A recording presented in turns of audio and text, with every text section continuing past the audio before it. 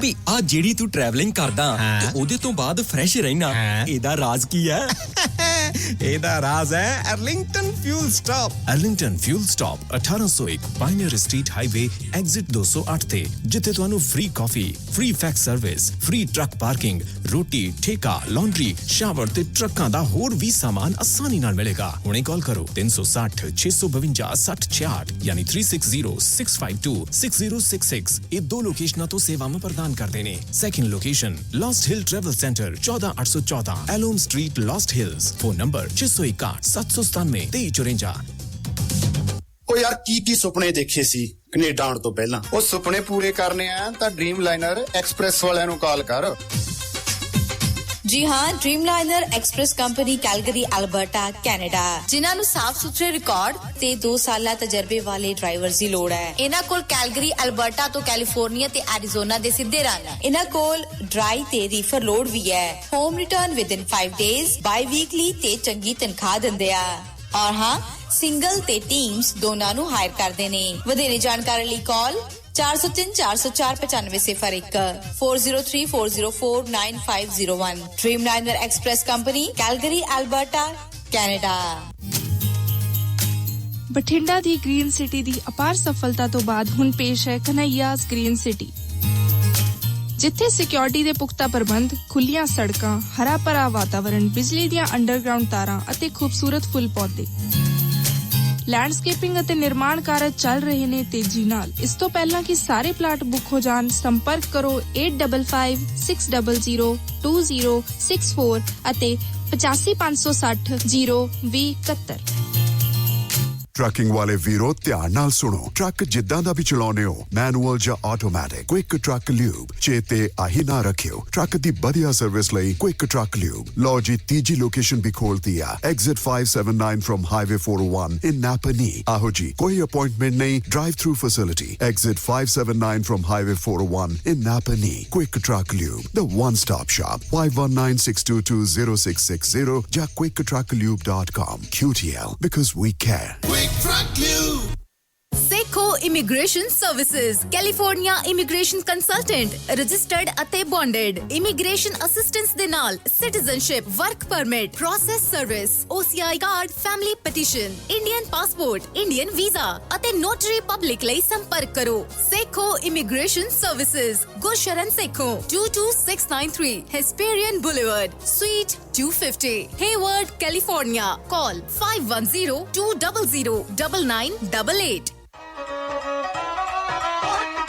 ਜੱਸੀ ਆ ਕੀ, ਅਸੀਂ ਪਹੁੰਚ ਵੀ ਗਏ, ਤੁਸੀਂ ਹਾਲੇ ਤਿਆਰ ਨਹੀਂ ਹੋਏ? ਜਾਣਾ ਨਹੀਂ ਜਸਮੀਤ ਹੋਰਾਂ ਦੀ ਪਾਰਟੀ 'ਚ? ਤਿਆਰ ਕੀ ਹੋਵਾਂ, ਪ੍ਰੀਤ ਦੇ ਪਾਪਾ ਤਾਂ ਆਏ ਨਹੀਂ। ਕਿਉਂ, ਕੀ ਹੋ ਗਿਆ?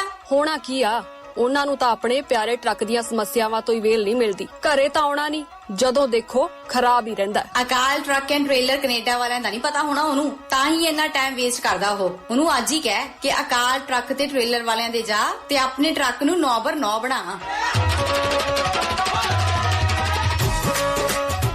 ਜੀ ਹਾਂ, Akal truck and trailer centre Winnipeg, Canada, ਜਿਹੜੇ ਹਰ ਤਰ੍ਹਾਂ ਦੀ ਮੇਜਰ ਤੇ minor truck and trailer repair ਕਰਦੇ हैं, DOT ਸੇਫਟੀ ਇੰਸਪੈਕਸ਼ਨਸ ਕਰਦੇ हैं। ਇਹ ਹਰ ਤਰ੍ਹਾਂ ਦੀ ਬ੍ਰੇਕਾਂ ਦੇ ਕੰਮ ਤੋਂ ਲੈ ਕੇ suspension, tyre installation, electric and diagnose, rebuild, transmission, differential ਤੇ ਕਲਚ ਜੌਬਸ, ਆਇਲ ਚੇਂਜ, ਹਰ ਇੱਕ ਕੰਮ ਬੜੀ ਤਸੱਲੀ ਨਾਲ ਕਰਦੇ हैं जी। ਇਹ MPI ਅਪਰੂਵਡ ਨੇ ਔਰ ਹਾਂ, ਇਹ ਸੀਜ਼ਨਲ ਸਰਵਿਸਿਜ਼ ਵੀ ਪ੍ਰੋਵਾਈਡ ਕਰਦੇ हैं। 24 ਘੰਟੇ 7 ਦਿਨ ਦੀ ਸਰਵਿਸਿਜ਼ ਲਈ ਤੇ ਵਧੇਰੇ ਜਾਣਕਾਰੀ ਲਈ ਕਾਲ ਕਰੋ 204 459 2000 या फिर कॉल करो 204 777 0460।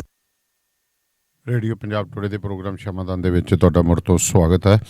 ਸੋ ਜਿਹੜੇ ਓਨਰ ਆਪਰੇਟਰ ਤੇ ਡਰਾਈਵਰ ਲੌਂਗ ਹਾਲ ਨਹੀਂ ਜਾਣਾ ਚਾਹੁੰਦੇ ਤੇ ਸੈਟਲ ਦੇ ਵਿੱਚ ਲੋਕਲ ਜੌਬ ਚਾਹੁੰਦੇ ਨੇ ਤਾਂ ਉਹ ਸੰਪਰਕ ਕਰ ਸਕਦੇ ਨੇ ਗੁਰਵਿੰਦਰ ਸਿੰਘ ਧਾਲੀਵਾਲ ਨਾਲ 2063544060 ਤੇ ਜਗਦੇਵ ਸੰਧੂ ਹੋਰਾਂ ਨਾਲ 2532666924 ਤੇ ਤੁਸੀਂ ਕਾਲ ਕਰ ਸਕਦੇ ਹੋ। ਵਰਜੀਨੀਆ ਦੇ ਸ਼ਹਿਰ ਫਰੈਡਰਿਕਸਬਰਗ ਦੇ ਵਿੱਚ ਖੁੱਲ੍ਹ ਗਿਆ ਜੀ 2020 CDL ਡਰਾਈਵਿੰਗ ਸਕੂਲ, ਜਿੱਥੇ ਤੇ ਉਹਨਾਂ ਦੇ ਜੋ ਇੰਸਟਰਕਟਰ ਨੇ ਬੜੇ ਪੈਸ਼ਨੇਟ ਤੇ ਪ੍ਰੋਫੈਸ਼ਨਲ ਨੇ ਤੇ ਮਲਟੀ ਲੈਂਗੁਏਜ ਦੇ ਵਿੱਚ ਤੁਹਾਨੂੰ ਡਰਾਈਵਿੰਗ ਸਿਖਾਉਂਦੇ ਨੇ। ਫੋਨ ਨੰਬਰ ਹੈ ਜੀ ਸਨੀ ਦਾ 5406560985 ਤੇ ਸੰਪਰਕ ਕਰ ਸਕਦੇ ਹੋ। ਖਾਸ ਕਰਕੇ ਇਹ ਕਹਿੰਦੇ ਨੇ ਕਿ ਸਾਡੇ ਕੋਲੇ ਆਓ ਤੇ ਜੇਕਰ ਤੁਹਾਨੂੰ ਟਿਊਸ਼ਨ ਫੀਸ ਦੀ ਵੀ ਕੋਈ ਤਕਲੀਫ ਹੈ ਤਾਂ ਉਹ ਵੀ ਤੁਹਾਨੂੰ ਫਾਈਨੈਂਸ ਅਰੇਂਜ ਕਰਕੇ ਦਿੰਦੇ ਨੇ, ਰਿਹਾਇਸ਼ ਫ੍ਰੀ ਦਿੰਦੇ ਨੇ, ਸਟੇ ਫ੍ਰੀ ਹੈ ਤੇ ਪਿਕ ਐਂਡ ਡ੍ਰੌਪ ਵੀ ਫ੍ਰੀ ਹੈ। ਢਿੱਲੋਂ ਸਾਹਿਬ ਸਤਿ ਸ਼੍ਰੀ ਅਕਾਲ ਜੀ। ਸਤਿ ਸ੍ਰੀ ਅਕਾਲ ਜੀ। ਢਿੱਲੋਂ ਸਾਹਿਬ, ਕੱਲ੍ਹ ਦਾ ਜਿਹੜਾ ਬੰਦ ਹੈ ਇਹਦਾ ਮੁਲਾਂਕਣ ਕਿਵੇਂ ਕਰਦੇ ਹੋ? ਕੀ ਸਰਕਾਰ ਦੇ ਉੱਤੇ ਇਹਦਾ ਕੋਈ ਅਸਰ ਪਿਆ? ਬਹੁਤ ਸਵਾਲ ਉੱਠ ਰਹੇ ਨੇ ਇਹਦੇ ਉੱਤੇ ਵੀ ਸਰਕਾਰ ਦੀ ਕੋਈ ਕੰਨ ਤੇ ਜੂੰ ਸਰਕੀ। ਦੇਖੋ, ਗੱਲ ਇਹ ਹੈ ਕਿ ਜਿਹੜਾ ਕੱਲ੍ਹ ਦਾ ਬੰਦ ਹੈ ਜੀ, ਜ਼ਿੰਦਗੀ ਦੇ ਵਿੱਚ ਮੈਂ ਬਹੁਤ ਬੰਦ ਦੇਖੇ। ਅੱਛਾ ਜੀ। ਬਹੁਤ ਬੰਦ ਦੇਖੇ। ਲੇਕਿਨ 74 ਸਾਲ ਹੋ ਗਏ ਭਾਰਤ ਨੂੰ ਆਜ਼ਾਦ ਹੋਇਆ ਜੀ। 74 ਸਾਲਾਂ ਦੇ ਇਤਿਹਾਸ ਦੇ ਵਿੱਚ ਐਡਾ ਜ਼ਬਰਦਸਤ ਬੰਦ ਨਹੀਂ ਦੇਖਿਆ ਜੀ। ਕਾਰਨ ਹੈ ਇਹਦੇ ਕਈ। ਇੱਕ ਤਾਂ ਕਾਰਨ ਇਹ ਹੈ ਕਿ ਇਹਨਾਂ ਨੇ ਕਿਹੜੇ ਦਿਨ ਦੇ ਉੱਤੇ ਬੰਦ ਕੀਤਾ ਹੈ ਜੀ। ਇਹਨਾਂ ਨੇ 27 ਸਤੰਬਰ ਇੱਕ ਜਿਹੜਾ ਹੈਗਾ ਸਮਝ ਲਓ ਵੀ ਉਹ ਸਮਾਂ ਆ ਗਿਆ ਜੀ ਜਦੋਂ ਭਾਰਤ ਦੇ ਰਾਸ਼ਟਰਪਤੀ ਨੇ ਇਹਦੇ ਤੇ ਸਾਈਨ ਕੀਤੇ ਸੀ, ਇਹਨੂੰ ਪ੍ਰਵਾਨਗੀ ਦਿੱਤੀ ਸੀ। ਵੈਸੇ 17 ਸਤੰਬਰ ਦਾ ਵਿਰੋਧ ਕਰਦੇ ਸੀ, ਅਕਾਲੀ ਦਲ ਵਾਲੇ ਗਏ ਸੀ ਜੀ ਦਿੱਲੀ ਵੀ, ਅਸੀਂ ਪ੍ਰੋਟੈਸਟ ਕਰਦੇ ਹਾਂ ਜੀ, ਅਸੀਂ ਇਸ ਦਿਨ ਇੱਕ ਪਾਰਲੀਮੈਂਟ 'ਚੋਂ ਪਾਸ ਹੋਏ ਸੀ। ਲੇਕਿਨ ਪਾਰਲੀਮੈਂਟ 'ਚੋਂ ਲੋਕ ਸਭਾ 'ਚੋਂ ਪਾਸ ਹੋ ਜਾਣੇ, ਰਾਜ ਸਭਾ 'ਚੋਂ ਪਾਸ ਹੋ ਜਾਣੇ, ਉਹ ਕਾਨੂੰਨ ਨਹੀਂ ਬਣਦੇ ਜੀ। ਕਾਨੂੰਨ ਉਦੋਂ ਬਣਦੇ ਆ ਜਦੋਂ ਰਾਸ਼ਟਰਪਤੀ ਉਹਦੇ ਤੇ ਆਪਣੇ ਸਿਗਨੇਚਰ ਕਰ ਦਿੰਦਾ, ਉਹਨੂੰ ਪ੍ਰਵਾਨਗੀ ਦੇ ਦਿੰਦਾ, ਤੇ ਫਿਰ ਉਹ ਤੋਂ ਬਾਅਦ ਨੋਟੀਫਿਕੇਸ਼ਨ ਹੁੰਦਾ ਜੀ। ਕੋਈ ਵੀ ਕਾਨੂੰਨ ਜਿੰਨੀ ਦੇਰ ਨੋਟੀਫਾਈ ਨਹੀਂ ਹੁੰਦਾ ਉਨੀ ਦੇਰ ਉਹ ਲਾਗੂ ਨਹੀਂ ਹੁੰਦਾ ਜੀ। ਇਹ ਵੱਖਰੀ ਗੱਲ ਹੈ ਕਿ ਹੁਣ ਇਹ ਮਾਮਲਾ ਸੁਪਰੀਮ ਕੋਰਟ 'ਚ ਅਟਕਿਆ ਪਿਆ, ਇਹ ਕਾਨੂੰਨ ਹਲੇ ਲਾਗੂ ਨਹੀਂ ਹੋਇਆ। ਬਿਲਕੁਲ, ਜੇ ਕਿਤੇ ਲਾਗੂ ਹੋਏ ਹੁੰਦੇ ਤਾਂ ਮੇਰਾ ਖਿਆਲ ਹੈ ਵੀ ਪ੍ਰੋਟੈਸਟ ਇੰਨਾ ਵੱਡਾ ਕਿ ਖਾਨਾ ਜੰਗੀ ਵਾਲੇ ਹਾਲਾਤ ਬਣ ਜਾਣੇ ਸੀ, ਕਿਸੇ ਨੇ ਸੰਭਲਣਾ ਨਹੀਂ ਸੀ।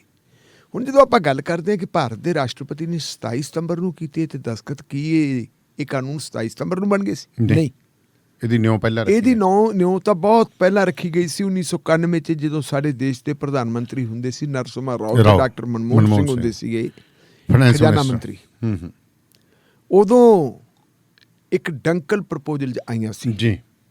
ਤੇ ਅੱਜ ਸਵੇਰੇ ਮੇਰੇ ਯਾਦ ਆ ਗਿਆ, ਉਦੋਂ ਛੋਟੇ ਛੋਟੇ ਬੱਚੇ ਜਿਹੜੇ ਖੱਬੇ ਪੱਖੀ ਵਿਚਾਰਾਂ ਦੇ ਪਰਿਵਾਰ ਹੁੰਦੇ ਸੀ ਨਾ ਜੀ, ਉਹ ਆਪਣੇ ਬੱਚਿਆਂ ਨੂੰ ਟ੍ਰੇਨ ਕਰਦੇ ਹੁੰਦੇ ਸੀ ਲੋਕਾਂ ਨੂੰ ਜਾਗਰਤ ਕਰਨ ਵਾਸਤੇ ਕਿ ਇਹਨਾਂ ਨੂੰ ਪਤਾ ਲੱਗੇ ਕਿ ਇਹੋ ਜਿਹੇ ਕਾਨੂੰਨ ਆ ਰਹੇ ਆ ਜਿਹੜੇ ਇਹਨਾਂ ਨੂੰ ਮਾਂ ਹੀ ਦੇਣਗੇ। ਪਰ ਸਾਡੇ ਲੋਕ ਹੈ ਕਿ ਜਦੋਂ ਸਾਡੇ ਲੋਕਾਂ ਨੂੰ ਕੋਈ ਚੀਜ਼ ਆਪਾਂ ਕਹੀਏ ਨਾ ਕਿ ਤੇਰੀ ਅੱਖ ਦੁਖਦੀ ਹੈ ਜੀ ਦਵਾਈ ਪਾ ਦਈਏ, ਉਹਦਾ ਨਾ ਮੇਰੀ ਅੱਖ ਭੰਨੇਗਾ। ਇਹ ਹੈ, ਉਦੋਂ ਵੀ ਲੋਕ ਹੱਸਦੇ ਹੁੰਦੇ ਸੀ ਵੀ ਇਹ ਪਾਗਲ ਹੋ ਗਏ। ਉਦੋਂ ਛੋਟੇ ਛੋਟੇ ਜਵਾਕਾਂ ਦੇ ਹੱਥਾਂ ਦੇ ਵਿੱਚ ਝੰਡੀਆਂ ਫੜੀਆਂ ਹੁੰਦੀਆਂ ਤੇ ਉਹ ਪ੍ਰਭਾਤ ਫੇਰੀਆਂ ਕਰਦੇ ਹੁੰਦੇ ਜੀ। ਡੰਕਲ ਅੰਕਲ ਆਏਗਾ, ਸਭ ਕੁਝ ਲੈ ਜਾਏਗਾ। ਇਹ 90-91 ਦੀਆਂ ਗੱਲਾਂ ਹੈ। ਤੇ ਫਿਰ ਡੰਕਲ ਅੰਕਲ ਨੇ ਜਿਹੜੀਆਂ ਪ੍ਰਪੋਜ਼ਲਸ ਬਣਾਈਆਂ ਸੀ, ਜਿਹੜੀਆਂ ਤਜਵੀਜ਼ਾਂ ਬਣਾਈਆਂ ਸੀ, ਉਹਨਾਂ ਤਜਵੀਜ਼ਾਂ ਦੇ ਉੱਤੇ WTO ਵਰਲਡ ਟ੍ਰੇਡ ਆਰਗੇਨਾਈਜੇਸ਼ਨ ਦੀ ਸਰਪ੍ਰਸਤੀ ਦੇ ਥੱਲੇ ਇੱਕ ਸਮਝੌਤਾ ਹੋਇਆ ਸੀ ਜੀ, ਜਿਸ ਸਮਝੌਤੇ ਨੂੰ ਕਿਹਾ ਜਾਂਦਾ ਗੈਟ ਸਮਝੌਤਾ। ਇਹ ਗੈਟ ਸਮਝੌਤੇ ਦੀਆਂ ਖੇਤੀਬਾੜੀ ਬਾਰੇ ਜਿਹੜੀਆਂ ਸ਼ਰਤਾਂ ਇਹ ਉਹ ਹੈ ਉਹਨਾਂ ਦੇ ਮੁਤਾਬਕ ਇਹ ਹੈ ਕਿ ਹਰ ਕੰਮ ਜਿਹੜਾ ਹੈਗਾ ਉਹਦਾ ਨਿੱਜੀਕਰਨ ਨਹੀਂ ਕਰਨਾ। ਜੇ ਅਸੀਂ ਦੇਖੀਏ ਤਾਂ ਦੁਨੀਆ ਦੇ ਵਿੱਚ 2-3 ਕਿਸਮ ਦੇ ਸਿਸਟਮ ਹੈ ਜੀ। ਇੱਕ ਸਿਸਟਮ ਉਹ ਹੈ ਜਿਹੜਾ ਸਮਾਜਵਾਦੀ ਸਿਸਟਮ ਹੁੰਦਾ ਸੀ, ਰੂਸ ਤੋਂ ਸ਼ੁਰੂ ਹੋਇਆ ਸੀ, ਵੱਖ-ਵੱਖ ਦੇਸ਼ਾਂ ਦੇ ਵਿੱਚ ਨਹੀਂ ਹੁੰਦਾ ਹੋਇਆ। ਜੇ ਹੁਣ ਆਪਾਂ ਦੇਖੀਏ ਤਾਂ ਕੁਛ ਇੱਕ ਦੇਸ਼ਾਂ 'ਚ ਰਹਿ ਗਿਆ, ਜਾਂ ਤਾਂ ਕਿਊਬਾ 'ਚ ਰਹਿ ਗਿਆ ਜੀ, ਜਾਂ ਵੀਅਤਨਾਮ ਦੇ ਵਿੱਚ ਰਹਿ ਗਿਆ, ਜਾਂ ਮਾੜੀ ਮੋਟੀ ਰਹਿੰਦ ਖੂੰਜੀ ਦੇ ਤੇ ਆਪਾਂ ਮਾੜਾ ਮੋਟਾ ਕਹਿ ਸਕਦੇ ਹਾਂ ਉਹ ਚਾਈਨਾ 'ਚ ਹੈ। ਵੈਸੇ ਚਾਈਨਾ ਦੇ ਵਿੱਚ ਵੀ ਉਹ ਵਪਾਰੀਕਰਨ ਹੋ ਗਿਆ ਜੀ। ਤਾਂ ਦੂਸਰਾ ਹੈਗਾ ਕੈਪੀਟਲਿਸਟ ਸਿਸਟਮ। ਤੀਸਰਾ ਹੈਗਾ ਜਿਹੜਾ ਹੈਗਾ ਮਿਕਸਡ ਸਿਸਟਮ ਜੀ। ਭਾਰਤ ਜਿਹੜਾ ਹੈ, ਪੰਡਿਤ ਜਵਾਹਰ ਲਾਲ ਨਹਿਰੂ ਬੜਾ ਸਿਆਣਾ ਬੰਦਾ ਸੀ।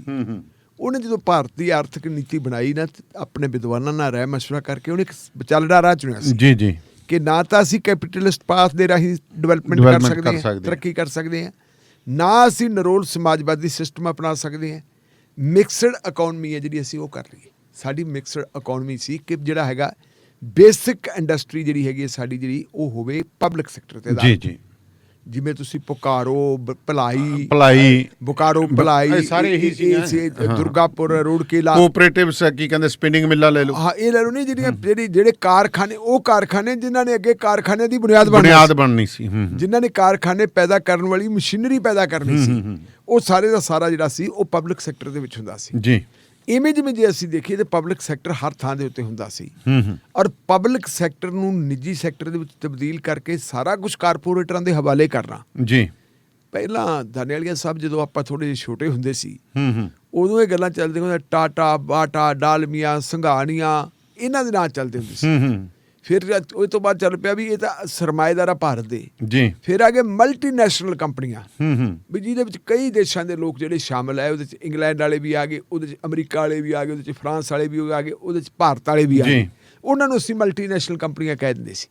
ਉਹ ਮਲਟੀਨੈਸ਼ਨਲ ਕੰਪਨੀਆਂ ਆ ਗਈਆਂ। ਹੁਣ ਆ ਗਏ ਕਾਰਪੋਰੇਟ।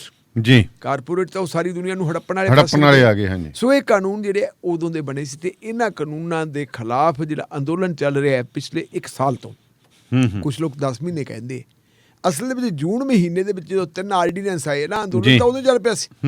ਤੇ ਉਸ ਅੰਦੋਲਨ ਦੀ ਤਿਆਰੀ ਇਹ ਪਤਾ ਸੀ ਕਿਸਾਨ ਲੀਡਰਾਂ ਨੂੰ ਕਿ ਇਹ ਕੁਝ ਹੋਊਗਾ। ਇਹੀ ਕਾਰਨ ਹੈ ਕਿ ਬਲਵੀਰ ਸਿੰਘ ਰਾਜੇਵਾਲ ਹੋਰਾਂ ਨੇ ਪੰਜਾਬ ਦਾ ਜਿਹੜਾ ਚੰਡੀਗੜ੍ਹ ਵਾਲਾ ਕਿਸਾਨ ਭਵਨ ਹੈ ਜੀ, ਉਸ ਕਿਸਾਨ ਭਵਨ ਦੇ ਵਿੱਚ 1 ਤੋਂ ਵੱਧ ਮੀਟਿੰਗਾਂ ਕੀਤੀਆਂ। ਸਾਰੀਆਂ ਪੋਲੀਟੀਕਲ ਪਾਰਟੀਆਂ ਦੇ ਲੀਡਰਾਂ ਨੂੰ ਬੁਲਾ ਕੇ ਦੱਸਿਆ ਕਿ ਆਪਣੇ ਸਿਰ ਦੇ ਵਿੱਚ ਕਿਵੇਂ ਹਥੌੜੇ ਵੱਜਣ ਵਾਲੇ, ਕਿਸਾਨੀ ਕਿਵੇਂ ਬਰਬਾਦ ਹੋ ਰਹੀ ਹੈ। ਤੇ ਉੱਥੇ ਉਹਨਾਂ ਦਿਨਾਂ ਦੇ ਵਿੱਚ ਮੇਰੀ ਯਾਦ ਹੈ, ਮੈਂ ਅਖਬਾਰਾਂ 'ਚ ਖਬਰਾਂ ਪੜ੍ਹਦਾ ਦੇਖਦੇ ਹਾਂ, ਸਰਦਾਰ ਬਲਵਿੰਦਰ ਸਿੰਘ ਭੂੰਦੜ ਜਿਹੜੇ ਅਕਾਲੀ ਦਲ ਦੇ ਲੀਡਰ ਨੇ ਕਿਹਾ ਜੀ ਆਪਾਂ ਨੂੰ ਸੰਘਰਸ਼ ਕਰਨਾ ਚਾਹੀਦਾ ਤੇ ਮੈਨੂੰ ਤੁਸੀਂ ਜਿਹੜੇ ਸੰਘਰਸ਼ ਦੀ ਜੋੜੋ ਬਿੰਡੀ, ਮੈਂ ਲੱਗੂੰਗਾ ਮੂਹਰੇ। ਜਾਖੜ ਸਾਹਿਬ ਕਾਂਗਰਸ ਦੇ ਪ੍ਰਦੇਸ਼ ਦੇ ਪ੍ਰਧਾਨ ਸੀ। ਉਹ ਕਹਿੰਦੇ ਜੀ ਮੈਨੂੰ ਤਾਂ ਪਤਾ ਹੀ ਨਹੀਂ ਸੀ ਵੀ ਆਹ ਕੁਛ ਹੋ ਰਿਹਾ, ਗੱਲਾਂ ਬੜੀਆਂ ਮਾੜੀਆਂ ਹੋ ਰਹੀਆਂ। ਪਰ ਜਦੋਂ ਬਿੰਡੀ ਜੁੜਨ ਦਾ ਟਾਈਮ ਹੈ, ਬਿੰਡੀ ਜੁੜਨ ਤੋਂ ਪਹਿਲਾਂ ਹੀ ਉਹਨਾਂ ਨੇ ਪਾਰਲੀਮੈਂਟ ਦੇ ਆਪਣਾ ਤੁਹਾਡਾ ਮੰਤਰੀ ਮੰਡਲ ਦੇ ਵਿੱਚ ਜਿਹੜੇ 3 ਆਰਡੀਨੈਂਸ ਆਏ ਸੀ, ਅਕਾਲੀ ਦਲ ਨੇ ਉਹਦੀ ਹਮਾਇਤ ਕਰਤੀ ਸੀ। ਠੀਕ ਹੈ, ਇਹ ਅਸਲ ਦੇ ਵਿੱਚ ਸੰਘਰਸ਼ ਉਦੋਂ ਤੋਂ ਸ਼ੁਰੂ ਹੋਇਆ ਤੇ ਸੰਘਰਸ਼ ਚੱਲਦਾ ਚੱਲਦਾ ਹੁਣ ਚਰਮ ਸੀਮਾ ਤੇ ਪਹੁੰਚੇ ਜੀ। ਇਹਨੂੰ ਹੁਣ ਤੁਸੀਂ ਦੇਖੋ ਕਿ ਕੱਲ ਤੀਜਾ ਬੰਦ ਸੀ। ਇਹ ਤੋਂ ਪਹਿਲਾਂ 2 ਭਾਰਤ ਬੰਦ ਪਹਿਲਾਂ ਹੋ ਚੁੱਕੇ ਹੈ ਜੀ। ਸ਼ੁਰੂ ਦੇ ਵਿੱਚ ਕਿਹਾ ਗਿਆ ਕਿ ਇਹ ਜਿਹੜਾ ਅੰਦੋਲਨ ਹੈ ਸਿਰਫ ਪੰਜਾਬ ਦਾ ਹੈ। ਫਿਰ ਕਿਹਾ ਜੀ ਕੁਛ ਹਰਿਆਣੇ ਦੇ ਲੋਕ ਹੈ। ਫਿਰ ਕਹਿੰਦੇ ਜੀ ਪੱਛਮੀ ਉੱਤਰ ਪ੍ਰਦੇਸ਼ ਦਾ ਹੈ ਜੀ। ਪਰ ਕੱਲ ਵਾਲੇ ਅੰਦੋਲਨ ਨੂੰ ਕੀ ਕਹੋਗੇ? ਸਾਰੇ ਭਾਰਤ ਦਾ ਹੈ। ਕੱਲ ਵਾਲਾ ਅੰਦੋਲਨ ਮਦਰਾਸ, ਹਾਂ, ਕਸ਼ਮੀਰ ਤੋਂ ਲੈ ਕੇ ਕੰਨਿਆਕੁਮਾਰੀ ਤੱਕ।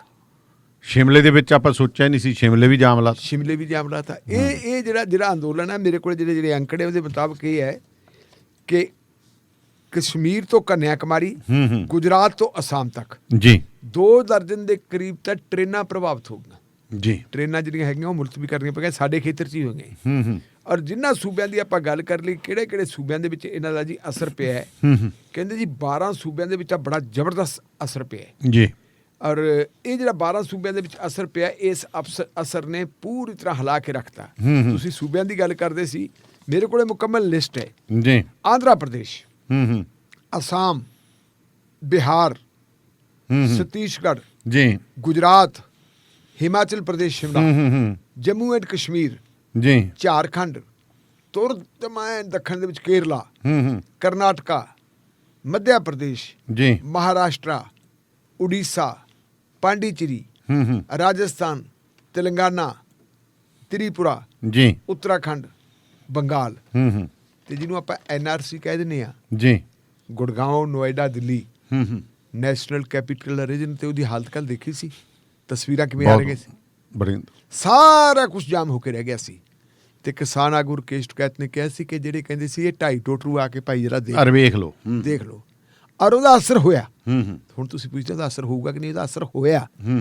ਕੱਲ ਹੀ ਭਾਰਤ ਦੇ ਖੇਤੀਬਾੜੀ ਮੰਤਰੀ ਦਾ ਬਿਆਨ ਆ ਗਿਆ ਸੀ ਜੀ ਕਿ ਕਿਸਾਨਾਂ ਨੂੰ ਚਾਹੀਦਾ ਅੰਦੋਲਨ ਛੱਡ ਦੇਣ, ਗੱਲਬਾਤ ਵਾਸਤੇ ਅਸੀਂ ਤਿਆਰ ਬੈਠੇ ਹਾਂ। ਅੱਛਾ ਜੀ, ਆਪਾਂ ਗੱਲਬਾਤ ਕਰ ਲਈਏ।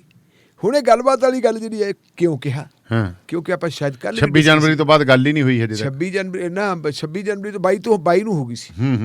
ਉਹ ਤੋਂ ਪਹਿਲਾਂ ਜਿਹੜਾ UNO ਦੇ ਸਾਹਮਣੇ ਜਿੱਥੇ ਸਾਡਾ ਪ੍ਰਧਾਨ ਮੰਤਰੀ ਜੋ ਐਡਰੈਸ ਕਰ ਰਿਹਾ ਸੀ, ਜਿਹੜਾ ਉੱਥੇ ਐਡਾ ਵੱਡਾ ਪ੍ਰੋਟੈਸਟ ਹੋਇਆ। ਔਰ ਪ੍ਰਧਾਨ ਮੰਤਰੀ ਦੀ ਬਾਡੀ ਲੈਂਗੁਏਜ ਆਪਾਂ ਨੂੰ ਪਤਾ ਲੱਗਦੀ ਹੈ ਕਿ ਜਦੋਂ ਵਾਪਸ ਆ ਰਹੇ ਅਮਰੀਕਾ ਤੋਂ, ਚਿਹਰੇ ਤੇ ਉਹ ਨੂਰ ਹੈ ਨਹੀਂ ਸੀ, ਚਿਹਰੇ ਦੇ ਉੱਤੇ ਉਹ ਆਕੜ ਹੈ ਨਹੀਂ ਸੀ। ਇਹ ਪਤਾ ਲੱਗ ਗਿਆ ਕਿ ਸਾਰੀ ਦੁਨੀਆ ਦੇ ਵਿੱਚ ਇਹਦਾ ਅੰਦੋਲਨ ਫੈਲ ਗਿਆ।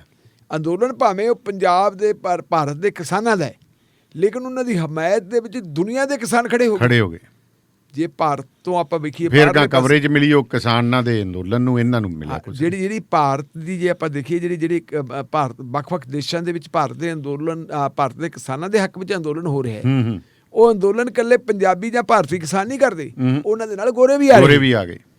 ਉਹਨਾਂ ਦੇ ਨਾਲ ਜਿਹੜੇ ਦੱਖਣੀ ਅਫਰੀਕਾ ਦੇ ਜਾਂ ਅਫਰੀਕੀ ਕੰਟਰੀਜ਼ ਦੇ ਲੋਕ ਕਾਲੇ, ਉਹ ਵੀ ਆ ਗਏ। ਗੋਰੇ, ਕਾਲੇ, ਗੁਲਾਬੀ, ਚਿੱਟੇ, ਪੀਲੇ, ਸਭ ਜੋ ਸੀ ਸਭ ਆ ਗਏ ਜੀ, ਸਭ ਆ ਗਏ।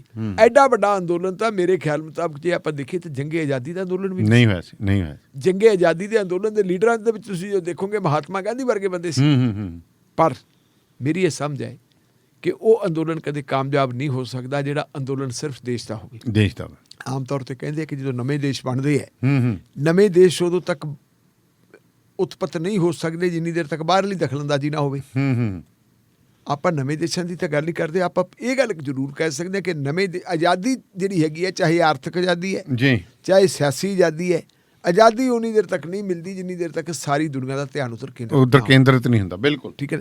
ਜੇ ਅਸੀਂ ਪੋਲੀਟੀਕਲ ਆਜ਼ਾਦੀ ਦੀ ਗੱਲ ਕਰਦੇ ਹਾਂ 1947 ਵਾਲੀ ਦੀ, ਉਸ ਪੋਲੀਟੀਕਲ ਆਜ਼ਾਦੀ ਦਾ ਮੁੱਢ ਵੀ ਪੰਜਾਬੀ ਭਾਈਚਾਰੇ ਨੇ ਬੰਨਿਆ ਸੀ ਜੀ, ਕਿਉਂਕਿ ਲੀਡਰਸ਼ਿਪ ਪੰਜਾਬੀ ਭਾਈਚਾਰੇ ਦੀ ਸੀ।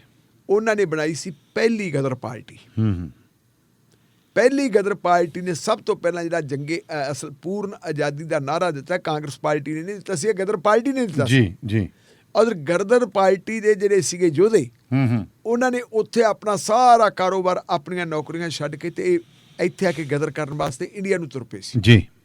ਤੇ ਜੇ ਉਹਨਾਂ ਦੇ ਵਿੱਚ ਅਸੀਂ ਬੰਦਾ ਦੇਖੀਏ ਕੌਣ ਸੀ, ਉਹਨਾਂ ਦੇ ਵਿੱਚ 19 ਸਾਲ ਦਾ ਕਰਤਾਰ ਸਿੰਘ ਸਰਾਭਾ ਸੀ, ਜਿਹਨੂੰ 19 ਸਾਲ ਦੀ ਉਮਰ ਦੇ ਵਿੱਚ ਫਾਂਸੀ ਦੀ ਸਜ਼ਾ ਲੱਗ ਗਈ ਸੀ। ਮੇਰੇ ਯਾਦ ਹੈ ਜਦੋਂ ਅਸੀਂ ਪੜ੍ਹਦੇ ਹੁੰਦੇ ਸੀ ਜੀ, ਉਹਨਾਂ ਦਿਨਾਂ ਦੇ ਵਿੱਚ ਵਿਦਿਆਰਥੀ ਮੈਗਜ਼ੀਨ ਨਿਕਲਦੇ ਹੁੰਦੇ, ਵਿਦਿਆਰਥੀ ਮੂਵਮੈਂਟ ਬੜੀ ਤਕੜੀ ਸੀ। ਹਾਂਜੀ।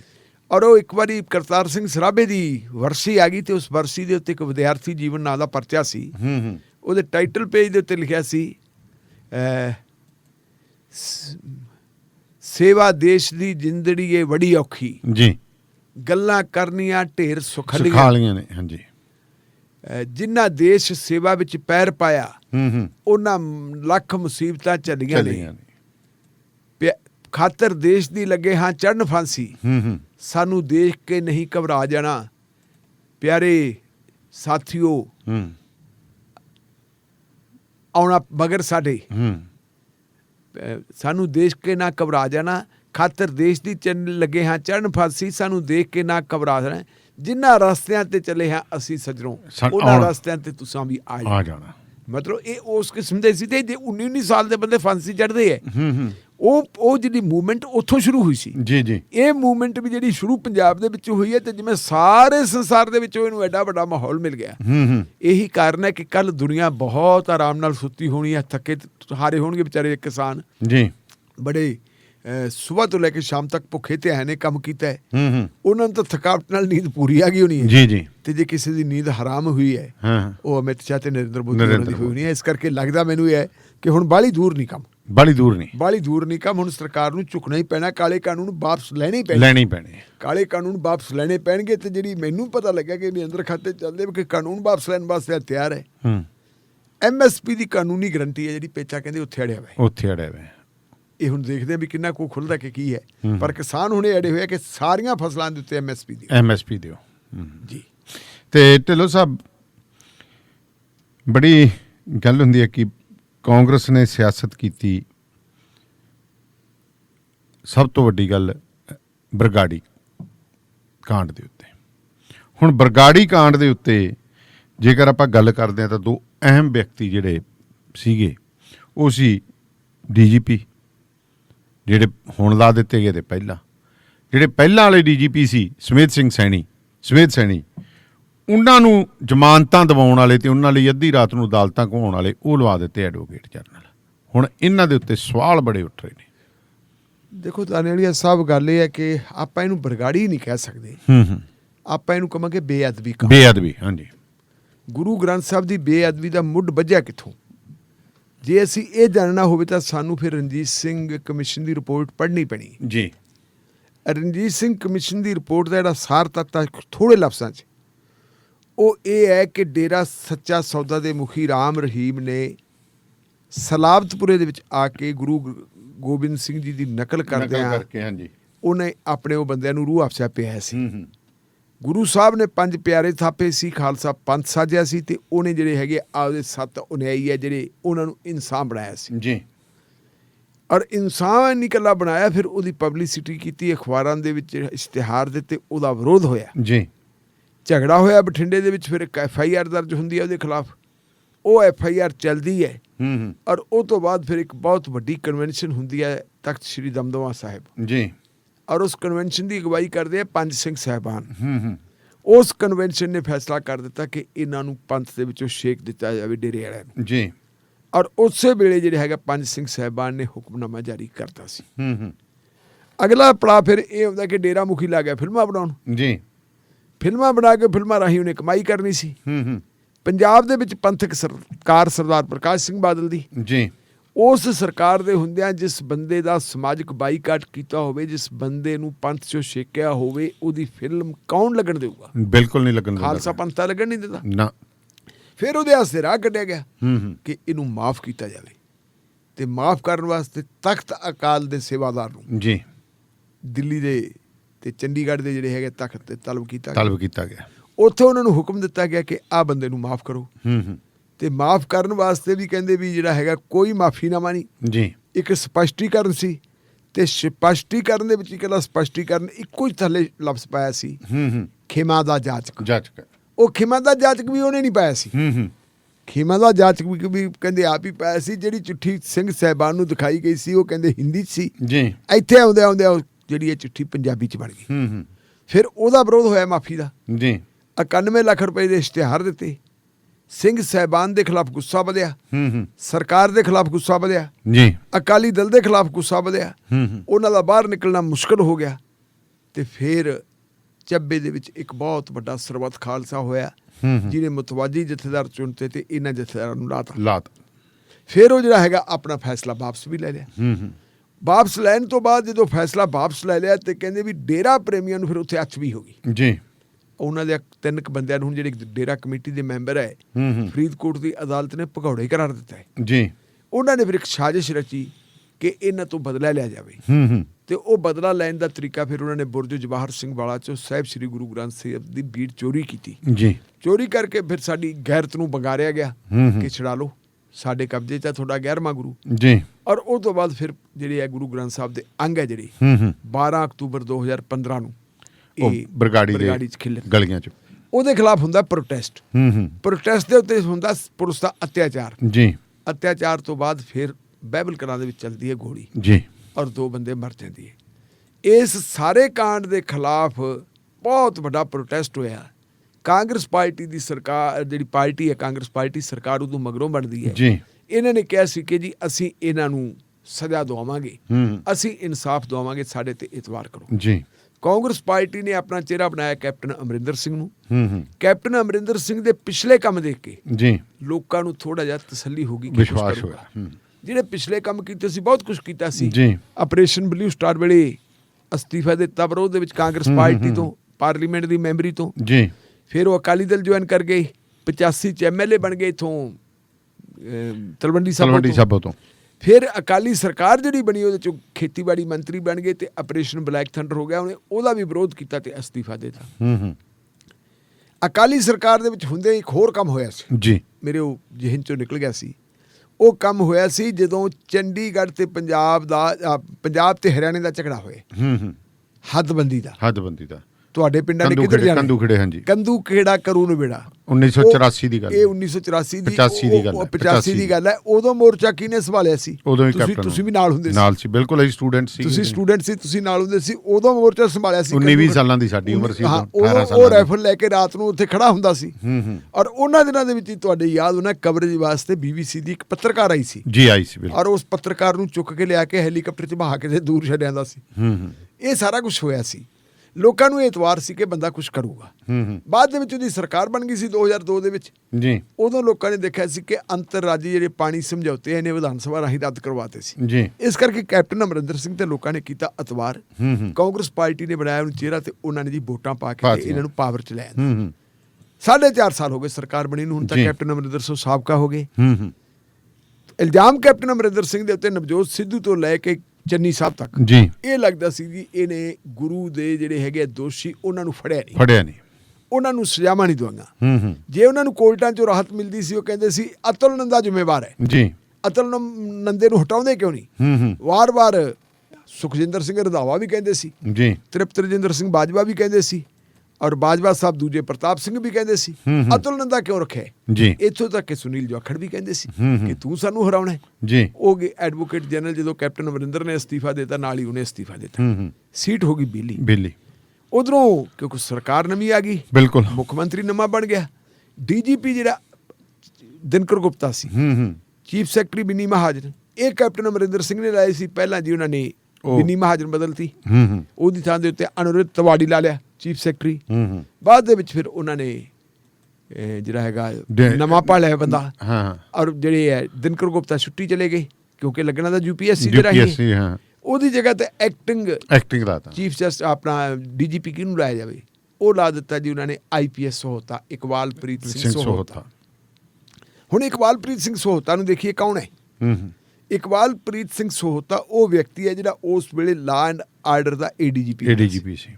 ਬੰਦਾ ਕਹਿੰਦੇ ਬੜਾ ਸਾਊ ਹੈ, ਸ਼ਰੀਫ ਹੈ, ਲੇਕਿਨ ਜੋ ਪੋਲੀਟੀਕਲ ਲੀਡਰਸ਼ਿਪ ਹੁਕਮ ਕਰਦੀ ਹੈ ਉਹ ਗੱਲ ਮੰਨਣੀ ਪੈਣੀ ਹੈ, ਪੈਂਦੀ ਹੈ। ਅੱਜ ਮੈਂ ਪੜ੍ਹ ਰਿਹਾ ਸੀ ਇੱਕ ਗੁਰਿੰਦਰਪਾਲ ਸਿੰਘ ADGP ਹੈਗੇ ਉੱਥੇ ਦੇ ਸਤੀਸ਼ਗੜ੍ਹ ਦੇ ਜੀ, ਉਹ BJP ਦੇ ਨੇੜੇ ਹੁੰਦੇ ਸੀ। ਉੱਥੇ ਹੁਣ ਸਰਕਾਰ ਬਣ ਗਈ ਕਾਂਗਰਸ ਪਾਰਟੀ ਦੀ ਜੀ। ਕਾਂਗਰਸ ਪਾਰਟੀ ਦੀ ਸਰਕਾਰ ਨੇ ਉਹਨਾਂ ਦੇ ਖਿਲਾਫ ਸੋਮਿਆਂ ਤੋਂ ਵੱਧ ਜਾਇਦਾਦ ਬਣਾਉਣ ਦਾ ਪਰਚਾ ਦਰਜ ਕਰ ਲਿਆ। ਅੱਛਾ ਜੀ। ਉਹ ਭਗੌੜਾ ਹੋ ਗਿਆ। ਉਦੋਂ ਬਾਅਦ ਉਹਦੇ ਦੇਸ਼ ਧਰੋਹੀ ਦਾ ਪਰਚਾ ਦਰਜ ਕਰ ਲਿਆ ਜੀ। ਉਹ ਬੰਦੇ ਨੂੰ ਸੁਪਰੀਮ ਕੋਰਟ ਦੇ ਵਿੱਚੋਂ ਥੋੜੀ ਜਿਹੀ ਰਿਲੀਫ ਮਿਲ ਗਈ। ਹੁਣ ਇੱਕ ਮਾਮਲਾ ਹੋਰ ਆ ਗਿਆ, ਉਹ ਕਹਿੰਦਾ ਜੀ ਮੈਨੂੰ ਇਹਦੇ 'ਚ ਵੀ ਗ੍ਰਿਫਤਾਰੀ ਹੋ ਸਕਦੀ ਹੈ, ਮੈਨੂੰ ਰਿਲੀਫ ਦਿਓ। ਤੇ ਮਾਨਯੋਗ ਜਿਹੜੇ ਚੀਫ ਜਸਟਿਸ ਸੁਪਰੀਮ ਕੋਰਟ ਦੇ ਉਹਨਾਂ ਨੇ ਕੀ ਕਿਹਾ, ਉਹਨਾਂ ਨੇ ਕਿਹਾ ਕਿ ਜਿਹੜੇ ਪੁਲਿਸ ਅਫਸਰ ਹੈ ਇਹਨਾਂ ਨੂੰ ਬਾਜ਼ ਆ ਜਾਣਾ ਚਾਹੀਦਾ, ਸਿਆਸਤਦਾਨਾਂ ਦੇ ਹੱਥਾਂ 'ਚ ਨਹੀਂ ਖੇਡੋ, ਨਹੀਂ ਤਾਂ ਆਹ ਕੁਛ ਹੋਊਗਾ।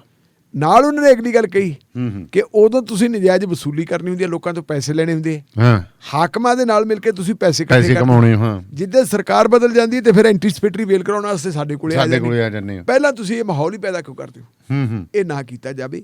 ਸੋ ਇਹ ਵੀ ਇੱਕ ਵਾਰੀ ਕਹਿਤਾ ਸੀ, ਤੋਂ ਪਹਿਲੇ ਵਾਰੀ ਕਹਿਤਾ ਸੀ ਮਾਨਯੋਗ ਸੁਪਰੀਮ ਕੋਰਟ ਨੇ ਕਿ ਪੋਲੀਟੀਕਲ ਲੀਡਰਸ਼ਿਪ ਦੀ ਪੁਲਿਸ ਅਫਸਰਾਂ ਨੂੰ ਮੰਨਣੀ ਪੈਂਦੀ ਹੈ। ਜੀ ਜੀ। ਸੋ ਮੇਰਾ ਖਿਆਲ ਸੋਹਤਾ ਸਾਹਿਬ ਨੇ ਜਿਹੜਾ ਕੰਮ ਕੀਤਾ ਉਦੋਂ ਆਪਦੇ ਲੈਵਲ ਤੇ ਨਹੀਂ ਕੀਤਾ, ਜੋ ਪੋਲੀਟੀਕਲ ਲੀਡਰਸ਼ਿਪ ਨੇ ਕਿਹਾ ਉਹ ਤਾਂ ਕਹਿ ਗਏ ਸੀਗੇ ਵੀ ਆਹ ਹੁਣ ਕਰਨਗੇ, ਮੈਂ ਤਾਂ ਚੱਲਿਆ ਮੱਥਾ ਟੇਕਣ। ਨਹੀਂ, ਉਹ ਤਾਂ ਉੱਥੇ ਕਹਿਤਾ ਸੀ ਨਾ, ਪਹਿਲਾਂ ਇੱਥੇ ਕੀਤਾ। ਪਹਿਲਾਂ ਜਿਹੜਾ ਬਰਗਾੜੀ 'ਚ ਕੀਤਾ, ਬਰਗਾੜੀ ਵਾਲੇ ਮਾਮਲੇ ਦੇ ਵਿੱਚ ਕੀਤਾ ਕੀ ਕਿ ਬਰਗਾੜੀ 14 ਅਕਤੂਬਰ ਨੂੰ ਜਿਹੜੇ ਬਹਿਬਲ ਕਲਾਂ 2 ਬੰਦੇ ਮਰ ਗਏ। ਜੀ ਜੀ। 14 ਤੋਂ ਲੈ ਕੇ 20 ਤੱਕ ਤਾਂ FIR ਹੀ ਨਹੀਂ ਦਰਜ ਕੀਤੀ, ਕੱਲਾ ਇਹ FIR ਦਰਜ ਕਰਤੀ ਕਿ ਪੁਲਿਸ ਵਾਲਿਆਂ ਤੇ ਹਮਲਾ ਕਰਤਾ। ਜੀ ਜੀ। ਫਿਰ ਜੇ 20 ਨੂੰ ਜਿਹੜੀ ਹੈਗੀ ਹੈ FIR ਦਰਜ ਕੀਤੀ, ਉਹ ਕਿਹਦੇ ਕਹਿਣ ਤੇ ਕੀਤੀ, ਉਹ ਸੋਹਤਾ ਸਾਹਿਬ ਦੇ ਕਹਿਣ ਤੇ ਕੀਤੀ, ਕਿਉਂਕਿ ਸੋਹਤਾ ਸਾਹਿਬ ਆ ਗਏ SIT ਦੇ ਚੀਫ ਸੀ। ਔਰ ਉਹਦੇ ਵਿੱਚ ਕੀ ਲਿਖਿਆ ਕਿ ਬੰਦੇ 2 ਮਾਰਤੇ, ਮਰੇ ਗੋਲੀਆਂ ਨਾਲ ਹੈ, ਮਾਰੇ ਪੁਲਿਸ ਵਾਲਿਆਂ ਨੇ, ਤੇ ਪੁਲਿਸ ਵਾਲੇ ਕਿਹੜੇ ਆ, ਅਣਪਛਾਤੇ।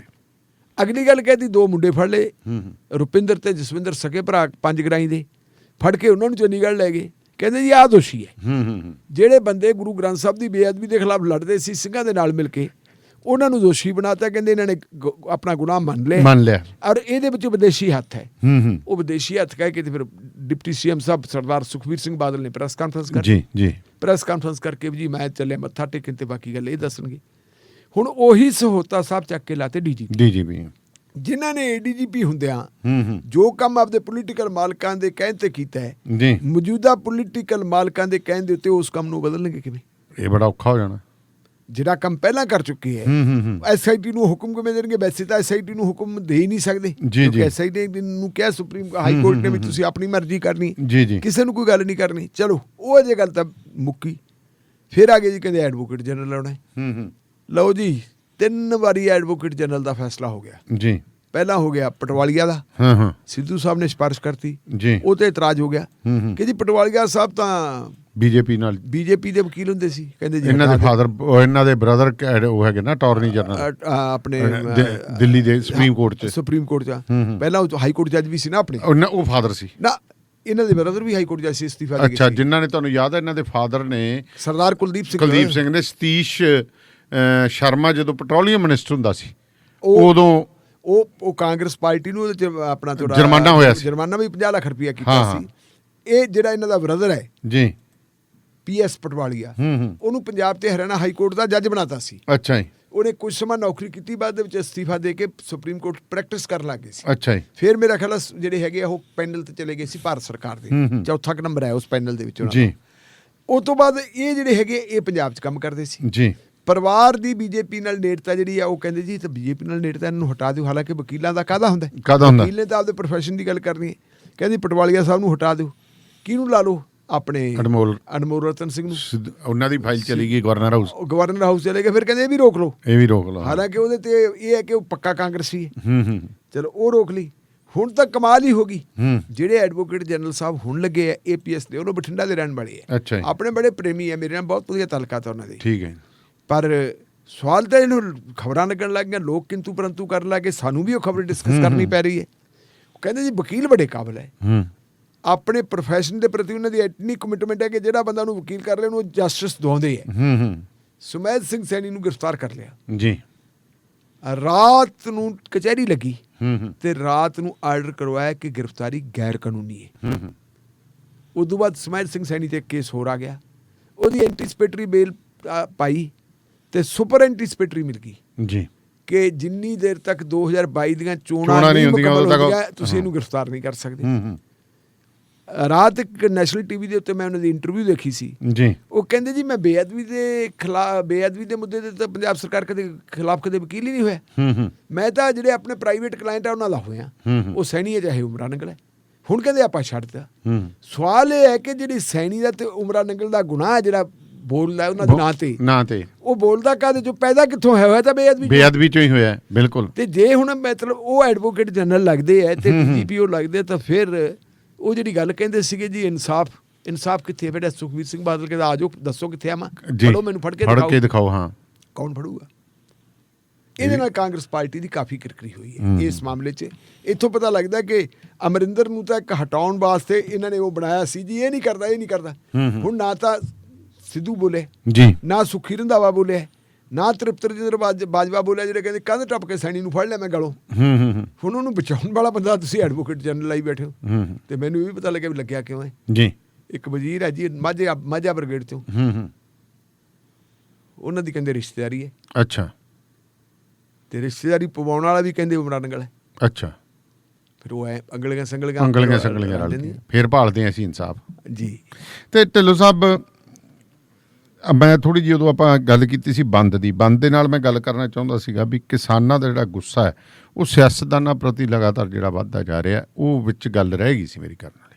ਚਲੋ ਹੁਣ ਕਰ ਲੈਂਦੇ। ਦੇਖੋ ਕੱਲ੍ਹ ਜਦੋਂ ਕਿਸਾਨਾਂ ਦਾ ਪੂਰਾ ਪ੍ਰਚੰਡ ਸੀ ਰੋਹ, ਸਭ ਤੋਂ ਪਹਿਲਾਂ ਤਾਂ ਖਬਰ ਆਈ ਕਿ ਦਿੱਲੀ ਦੀ ਪ੍ਰਦੇਸ਼ ਕਾਂਗਰਸ ਕਮੇਟੀ ਦਾ ਪ੍ਰਧਾਨ ਜੀ ਆਪਦੇ ਦੋ ਸਾਥੀਆਂ ਨੂੰ, ਜਿਹਨਾਂ 'ਚ ਇੱਕ ਬੀਬਾ ਜੀ ਵੀ ਸੀ, ਉਹਨਾਂ ਨੂੰ ਲੈ ਕੇ ਜੀ ਪਹੁੰਚ ਗਿਆ ਕਿਸਾਨਾਂ ਦੇ ਇਕੱਠ 'ਚ, ਜਾ ਕੇ ਬਹਿ ਗਿਆ ਜੀ। ਤੇ ਗੱਲ ਦੇ ਵਿੱਚ ਜਿਹੜਾ ਉਹਦੇ ਪਾਇਆ ਨਾ ਪਟਕਾ, ਉਹ ਗਮਛਾ ਪਾਇਆ ਵਾ, ਉਹਦੇ ਤੇ ਤਿਰੰਗਾ ਝੰਡਾ ਲੱਗਿਆ ਵਾ। ਕਿਸਾਨਾਂ ਨੇ ਦੇਖ ਲਿਆ। ਕਿਸਾਨ ਕਹਿੰਦੇ ਵੀ ਉੱਠ ਕੇ ਖੜਾ ਹੋ ਜੀ, ਤੂੰ ਇੱਥੇ ਕੀ ਲੈਣਾ ਹੈ? ਕਹਿੰਦਾ ਜੀ ਮੈਂ ਹਮਦਰਦੀ ਪ੍ਰਗਟ ਕਰਨ ਵਾਸਤੇ ਆਇਆ। ਉਹ ਕਹਿੰਦੇ ਸਾਨੂੰ ਤੁਹਾਡੀ ਕੋਈ ਹਮਦਰਦੀ ਨਹੀਂ ਚਾਹੀਦੀ। ਹਾਂ, ਇਹ ਜਦੋਂ ਭਾਈ ਸਾਹਿਬ ਇਹ ਜਿਹੜਾ ਗੈਟ ਸਮਝੌਤਾ ਹੋਇਆ ਤੁਹਾਡੇ ਜ਼ਮਾਨੇ 'ਚ ਹੀ ਹੋਇਆ ਸੀ, ਤੁਹਾਡੀ ਪਾਰਟੀ ਦੀ ਸਰਕਾਰ ਸੀ, ਸਾਨੂੰ ਬੇਵਕੂਫ ਨਾ ਬਣਾਓ ਤੇ ਉੱਠ ਕੇ ਜਾਓ ਜੀ। ਉਹ ਉੱਠ ਕੇ ਚਲੇ ਗਏ ਜੀ। ਉਦੋਂ ਬਾਅਦ ਫਿਰ ਪੰਜਾਬ ਦੇ ਵਿੱਚ ਵੀ ਉਹਦਾ ਵਿਰੋਧ ਹੋਇਆ ਜੀ। ਪੰਜਾਬ ਦੇ ਵਿੱਚ ਹਾਲਾਂਕਿ ਆਮ ਆਦਮੀ ਪਾਰਟੀ ਵਾਲੇ ਪੂਰੀ ਸਪੋਰਟ ਕਰਦੇ ਹੈ, ਉਹਨਾਂ ਦੇ ਹਰ ਸਮਾਗਮ ਜਾਂਦੇ ਹੈ। ਕੱਲ੍ਹ ਬੀਬੀ ਬਲਜਿੰਦਰ ਕੌਰ ਤਲਵੰਡੀ ਸਾਬੋ ਆਪਦੇ ਇਲਾਕੇ 'ਚ ਗਈ ਸੀ। ਅੱਛਾ ਜੀ। ਉਹਦਾ ਵਿਰੋਧ ਕਰਨ ਲੱਗੇ ਕਿਸਾਨ। ਕਹਿੰਦੇ ਤੁਸੀਂ ਕਿਉਂ ਆਏ ਹੋ? ਤੁਸੀਂ ਜੀ 4.5 ਸਾਲ ਹੋ ਗਏ ਸਰਕਾਰ ਬਣੀ ਨੂੰ, ਸਾਡੇ ਪਿੰਡਾਂ 'ਚ ਨਹੀਂ ਆਏ। ਉਹਨੇ ਕਿਹਾ ਵੀ ਕਿ ਮੈਂ ਇੱਥੇ ਬਤੌਰ MLA ਨਹੀਂ ਆਈ, ਨਾ ਮੈਂ ਆਮ ਆਦਮੀ ਪਾਰਟੀ ਦੇ ਲੀਡਰ ਦੇ ਤੌਰ ਤੇ ਆਈ ਹਾਂ, ਮੈਂ ਇੱਕ ਕਿਸਾਨ ਦੀ ਧੀ ਦੇ ਤੌਰ ਤੇ ਮੈਂ ਇੱਥੇ ਆਈ ਜੀ। ਕਹਿੰਦੇ ਨਾ ਜੀ ਨਾ, ਅਸੀਂ ਨਹੀਂ ਤੁਹਾਡੇ ਹੱਕ 'ਚ। ਅਕਾਲੀ ਦਲ ਵਾਲਿਆਂ ਨਾਲ ਰੋਜ਼ ਹੀ ਇਹ ਕੁਛ ਹੁੰਦਾ ਜੀ। ਆਪਾਂ ਨੂੰ ਪਤਾ ਉਹਨਾਂ ਦਾ ਕਿੰਨਾ ਵਿਰੋਧ ਹੁੰਦਾ। ਹੁਣ ਸਵਾਲ ਇਹ ਪੈਦਾ ਹੁੰਦਾ ਕਿ ਇਹ ਵਿਰੋਧ ਕਿਉਂ ਹੋ ਰਿਹਾ ਜੀ। ਵਿਰੋਧ ਇਸ ਕਰਕੇ ਹੁੰਦਾ ਕਿ ਮਤਲਬ ਸਿੱਧੇ ਜਾਂ ਪੁੱਠੇ ਢੰਗ ਨਾਲ, ਕੰਨ ਸਿੱਧਾ ਹੱਥ ਨਾਲ ਫੜ ਲਓ, ਪੁੱਠੇ ਹੱਥ ਨਾਲ ਫੜ ਲਓ, ਫੜਦੇ ਕਾਨੀ ਜੀ। ਵੀ ਕਿਸੇ ਨਾ ਕਿਸੇ ਰੂਪ ਦੇ ਵਿੱਚ ਜਿਹੜੇ ਸਿਆਸਤਦਾਨ ਹੈ, ਸਿਆਸਤਦਾਨ ਕਿਸਾਨਾਂ ਦੇ ਨਾਂ ਤੇ, ਮਜ਼ਦੂਰਾਂ ਦੇ ਨਾਂ ਦੇ ਸੰਘਰਸ਼ਾਂ ਦੇ ਉੱਤੇ ਇਹ ਆਪਣੀਆਂ ਰਾਜਸੀ ਰੋਟੀਆਂ ਸੇਕਦੇ ਹੈ ਜੀ। ਬਿਲਕੁਲ, ਉਹਦਾ ਕੰਮ ਹੀ ਇਹਨਾਂ ਦਾ। ਹਕੀਕਤ ਦੇ ਵਿੱਚ ਜਿਹੜਾ ਇਹਨਾਂ ਦਾ ਹੈਗਾ ਸਿਲਸਿਲਾ, ਇਹ ਜਦੋਂ ਇਹਨਾਂ ਦੇ ਕੋਲ ਪਾਵਰ ਹੁੰਦੀ ਹੈ, ਪਾਵਰ ਦੇ ਵਿੱਚ ਆ ਕੇ ਇਹ ਕਿਸੇ ਵੀ ਕੀਮਤ ਦੇ ਉੱਤੇ ਲੋਕਾਂ ਦੀ ਸੇਵਾ ਨਹੀਂ ਕਰਦੇ, ਲੋਕਾਂ ਦੇ ਹਿੱਤਾਂ ਦੀ ਰਾਖੀ ਨਹੀਂ ਕਰਦੇ। ਆਹ ਜਿਹੜੇ ਕਾਲੇ ਕਾਨੂੰਨ ਹੁਣ ਬਣੇ ਹੋਏ ਹੈ ਜੀ, ਤੁਸੀਂ ਦੇਖੋ ਨਾ ਪਿਛਲੇ ਦਿਨਾਂ 'ਚ ਇੱਕ ਪ੍ਰੈਸ ਕਾਨਫਰੰਸ ਕੀਤੀ ਸੀ ਨਵਜੋਤ ਸਿੱਧੂ ਨੇ। ਉਸ ਪ੍ਰੈਸ ਕਾਨਫਰੰਸ ਦੇ ਵਿੱਚ ਉਹਨੇ ਕਿਹਾ ਸੀਗਾ ਜੀ BJP ਵਾਲਿਆਂ ਨੂੰ ਤਾਂ ਪਤਾ ਹੀ ਨਹੀਂ ਸੀ, ਇਹ ਤਾਂ ਦੱਸੀ ਸਾਡੇ ਬਾਦਲ ਕਹਿੰਦੇ ਜੀ। ਇਹਨਾਂ ਨੇ ਕਹਿੰਦੇ 2013 ਦੇ ਵਿੱਚ ਉਹ ਕਾਨੂੰਨ ਬਣਾਏ ਸੀ, ਔਰ ਉਹ ਕਾਨੂੰਨ ਮੈਂ ਕਹਿੰਦਾ ਵੀ ਬਾਦਲ ਕਹਿੰਦੇ ਨਹੀਂ ਬਣਾਏ, ਉਹ ਕਾਨੂੰਨਾਂ ਦਾ ਫਾਰਮੈਟ ਜਿਹੜਾ ਪਹਿਲਾਂ ਤਿਆਰ ਕੀਤਾ ਸੀ ਉਹੀ ਹੈ। ਇਹ ਕਾਂਗਰਸ ਪਾਰਟੀ ਨੇ ਵੀ ਕੋਸ਼ਿਸ਼ ਕੀਤੀ ਸੀ ਇਹਨੂੰ ਲਾਗੂ ਕਰਨ ਦੀ, ਜਦੋਂ ਡਾਕਟਰ ਮਨਮੋਹਨ ਸਿੰਘ ਦੀ ਸਰਕਾਰ ਹੁੰਦੀ ਸੀ। ਉਦੋਂ ਤੁਹਾਡੇ ਯਾਦ ਹੋਣਾ ਹੈ ਰਾਜਨਾਥ ਸਿੰਘ ਉਹ ਆ ਕੇ ਕਿਸਾਨਾਂ ਦੇ ਸਮਾਗਮ 'ਚ ਬੋਲੇ ਸੀ, ਇਕੱਠ 'ਚ ਬੋਲੇ ਸੀ ਬਿਲਕੁਲ ਵੀ ਉਹ ਬੈਠਾ ਪ੍ਰਧਾਨ ਮੰਤਰੀ ਕਿੰਨੀ ਦੂਰ ਬੈਠਾ ਤੇ ਗੱਲ ਕਰੇ, ਬੈਠਾ ਤੇ ਉਹਨੂੰ ਸੁਣਦਾ ਨਹੀਂ। ਉਹ ਆ ਕੇ ਦੇਖ ਸਕਦਾ ਕਿਸਾਨਾਂ ਦੀ ਗੱਲ ਕੀ। ਕਾਂਗਰਸ ਪਾਰਟੀ ਨੇ ਫਿਰ ਦੇਖਿਆ ਵੀ ਵਿਰੋਧ ਵਾਲਾ ਹੁੰਦਾ ਹੈ। ਉਹ ਵਿਰੋਧ ਹਾਲਾਂਕਿ ਉਦੋਂ ਤੱਕ ਜੰਤਰ ਮੰਤਰ ਤੇ ਹੀ ਸੀ। ਜੀ ਜੀ, ਉਹਨਾਂ ਨੇ ਪਛਾਂ ਖਿੱਚ ਲਿਆ ਪੈਰ ਵੀ ਨਹੀਂ ਜੀ ਅਸੀਂ ਨਹੀਂ ਇਹ ਲੈ ਕੇ ਆਉਂਦੇ।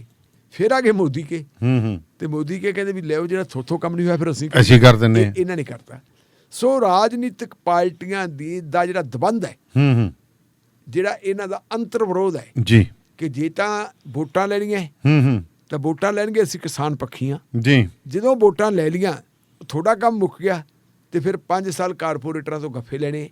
ਇਹ ਉਹਦੇ ਨਾਲ ਹੈ। ਇਸ ਕਰਕੇ ਜਿਹੜਾ ਇਹ ਜਿਹੜਾ ਕਿਸਾਨਾਂ ਦਾ ਵਿਰੋਧ ਹੈ ਜੀ, ਉਹ ਰਾਜਨੀਤਿਕ ਸਿਸਟਮ ਦਾ ਵਿਰੋਧ ਹੈ। ਬਿਲਕੁਲ ਹੈ ਤਾਂ ਸਿਸਟਮ ਦਾ ਵਿਰੋਧ ਹੈ। ਉਹਦੇ ਚਾਹੇ ਅਕਾਲੀ ਹੈ, ਚਾਹੇ ਕਾਂਗਰਸੀ ਹੈ, ਚਾਹੇ ਆਮ ਆਦਮੀ ਪਾਰਟੀ ਵਾਲੇ, ਉਹਨਾਂ ਨੂੰ ਸਾਰੇ ਦਿਖਦੇ ਔਰ ਹੈ ਵੀ ਹਕੀਕਤ ਜੀ ਜੀ ਕਿ ਗੱਲ ਸਾਰਿਆਂ ਦੀ ਇੱਕੋ ਜੀ ਹੈ। ਗੱਲ ਤਾਂ ਉਹੀ। ਹੁਣ ਦੇਖੋ ਮੈਂ ਆਪਾਂ ਪ੍ਰੋਗਰਾਮ ਤੋਂ ਪਹਿਲਾਂ ਕੁਝ ਆਪਾਂ ਬਿਆਨ ਦੇਖ ਰਹੇ ਸੀ ਵੀ ਸਿੱਧੂ ਨੇ ਅਸਤੀਫਾ ਦਿੱਤਾ ਤਾਂ ਬੀਜੇਪੀ ਵਾਲੇ ਕਹਿੰਦਾ ਉਹ ਕੀ ਆ ਕਿ ਇੱਥੋਂ ਵਾਲਾ ਉਹ ਜਿਹੜਾ ਪ੍ਰਧਾਨ ਹੈ ਕਹਿੰਦਾ ਜੀ ਦੇਖੋ ਸਿੱਧੂ ਨੂੰ ਜਿਹੜਾ ਅਸੀਂ ਬਣਾ ਰਹੇ ਸੀ ਦਲਿਤ ਉਪ ਮੁੱਖ ਮੰਤਰੀ, ਤੇ ਸਿੱਧੂ ਇਹ ਕਾਂਗਰਸ ਨੇ ਜਿਹੜਾ ਦਲਿਤ ਮੁੱਖ ਮੰਤਰੀ ਬਣਾਤਾ ਉਹ ਸਿੱਧੂ ਨੂੰ ਪਚਿਆ ਨਹੀਂ। ਕਹਿਣ ਤੋਂ ਭਾਵ ਵੀ ਬਿਆਨ ਲੱਭਦੇ ਹੀ ਫਿਰਦੇ ਸੀ ਆਪ ਦਾ ਕੁਝ ਨਾ ਕੁਝ, ਰੋਟੀਆਂ ਜਿਹੜੀਆਂ ਨੇ ਪਕੌੜੇ ਤਲ ਨੂੰ ਫਿਰਦੇ ਹੀ ਰਹਿੰਦੇ ਕੋਈ ਨਾ ਕੋਈ ਮੁੱਦਾ। ਪ੍ਰਧਾਨ ਮੰਤਰੀ ਨੇ ਕਿਹਾ ਵੀ ਉਹ ਵੀ ਰੁਜ਼ਗਾਰ ਮਿਲਦਾ ਤੇ ਢਿੱਲੋਂ ਸਾਹਿਬ ਬੜੀ ਹੈਰਾਨੀ ਹੁੰਦੀ ਆ ਵੀ ਪੰਜਾਬ ਪੁਲਿਸ ਨੇ ਹਜੇ ਤੱਕ ਜਿਹੜਾ ਕਾਲੇ ਦੌਰ ਵਾਲਾ ਆਪਦਾ ਜਿਹੜਾ ਵਰਤੀਰਾ ਛੱਡਿਆ ਨਹੀਂ।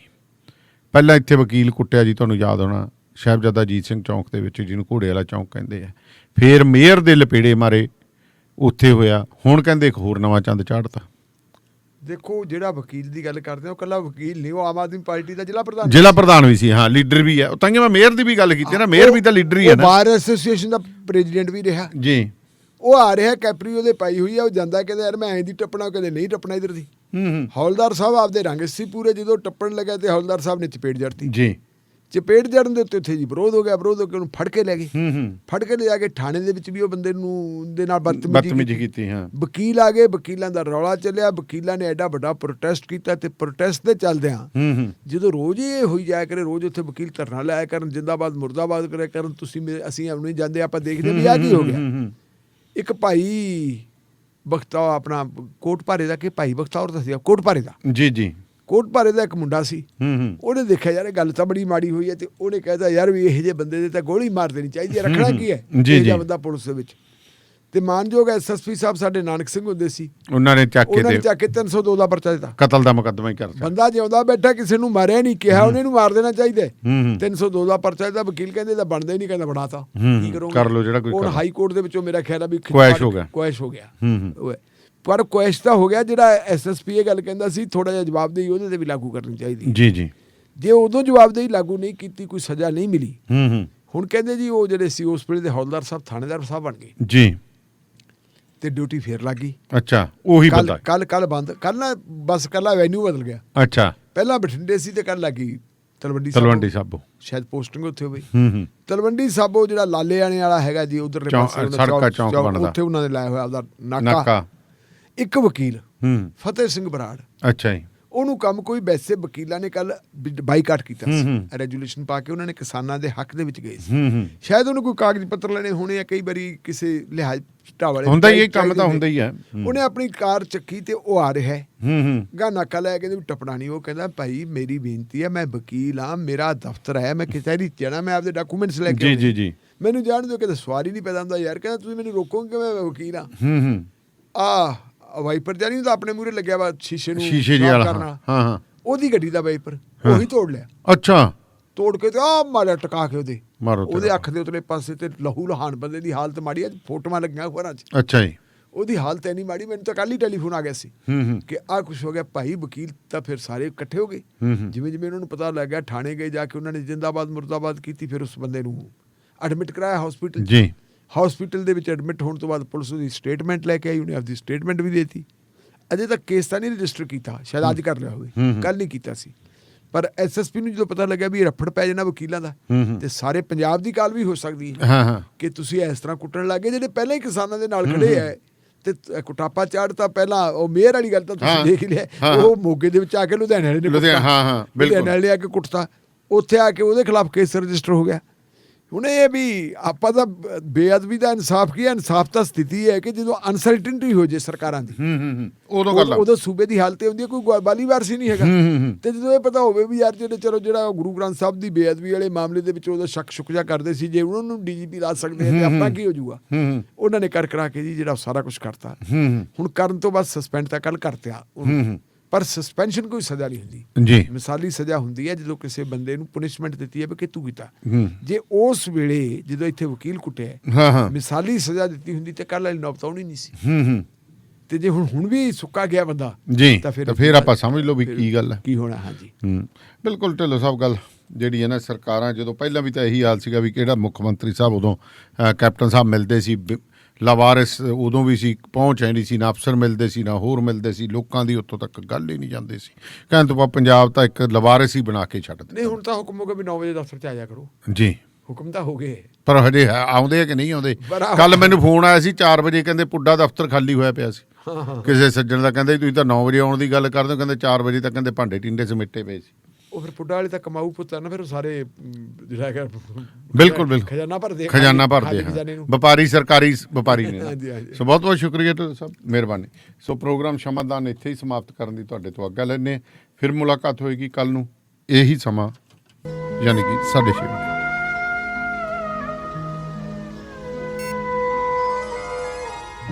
ਸ਼ਮਾਦਾਨ।